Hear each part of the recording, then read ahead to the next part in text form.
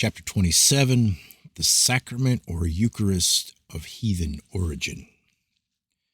At the feast of the Passover, Christ is represented while distributing bread to his disciples to have said, "Take, eat, this is my body." Matt 26:26. Matt 26. And while handing round the consecrated cup, he enjoined, "Drink ye all of it, for this is my blood of the new covenant, which is shed for many for the remissions of sin." 27. Here is a very clear and explicit endorsement of what is generally termed the Eucharist or sacrament. And nothing can be more susceptible of proof than that this rite or ordinance is of pagan origin and was practically recognized many centuries prior to the dawn of the Christian era.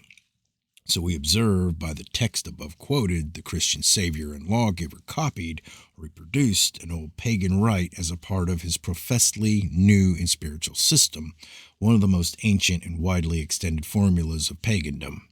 And stranger still, the Catechisms of the Christian Church represents this ordinance as having originated in the design and motive to keep the ancient Christian word in remembrance of the death and sufferings and sacrifice of Christ, while we find it existing long prior to his time, both among Jews and pagans, this being virtually admitted in the Bible itself so far as respects the pagans, thus proving that it did not originate with Christ and therefore is not of Christian origin.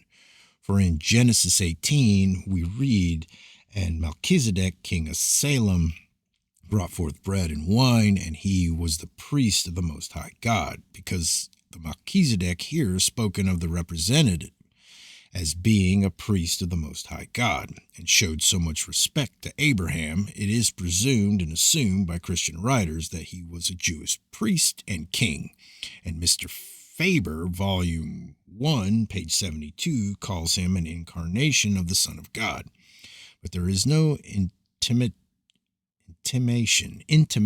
throughout the Jewish scriptures of Jews ever having had a king or priest by that name. And besides, Eponymus, Volume 1, page 39, tells us that the temple of Melchizedek was the temple of Jupiter, in which Pythagoras studied philosophy. Then again, according to some writers, the name is synonymous with Moloch, the god of war among the Greeks. Strange, then, that Melchizedek should be claimed as a priest and king among the Jews. Be this as it may, the case proves that the ceremony of offering bread and wine existed long before the era of Jesus Christ. And then we have much more and much stronger proof of this fact than is here furnished. The Christian Mr. Faber virtually admits it when he tells us the devil led the heathen to anticipate Christ with respect to several things, as the mysteries of the Eucharist, etc. And this very solemnly, says St. Justin, the evil spirit introduced into the mysteries of Mithra. Reeves Justin, page 86.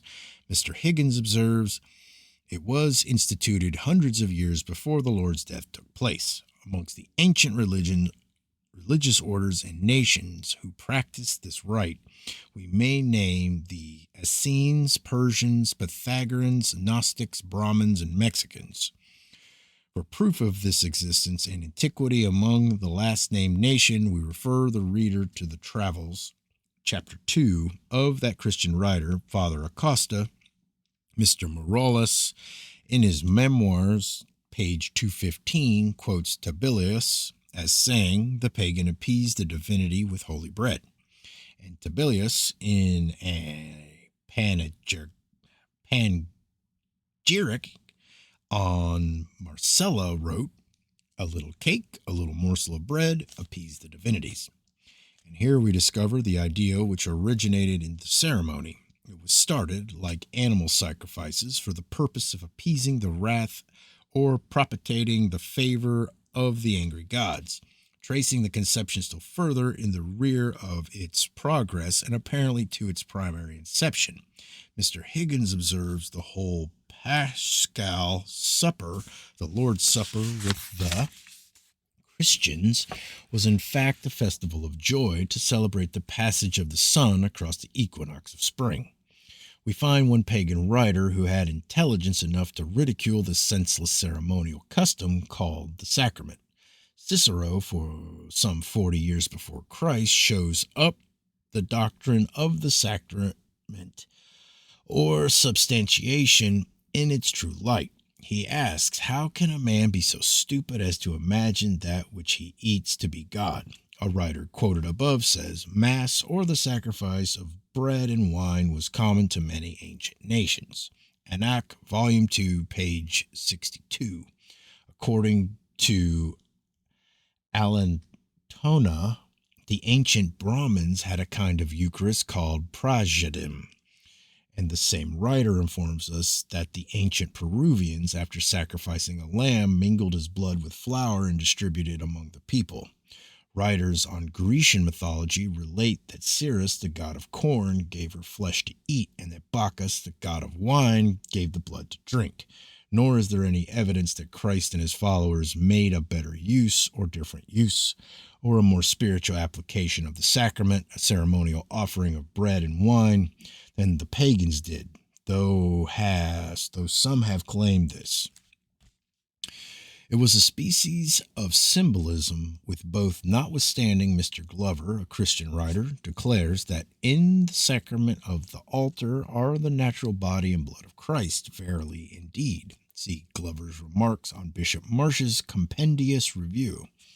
It may be noted here that the Persians, Pythagoreans, Essenes, and Gnostics used water instead of wine, and that this mode of practice was less objectable than that of the Christians, who, as sad experience proves, have too often laid the foundation for the ruin of some poor unsuspecting devotee by luring him to the fatal fascination of the intoxicating bowl, by holding the sacred and ceremonial wine to his lips while administering the sacrament of the Lord's Supper.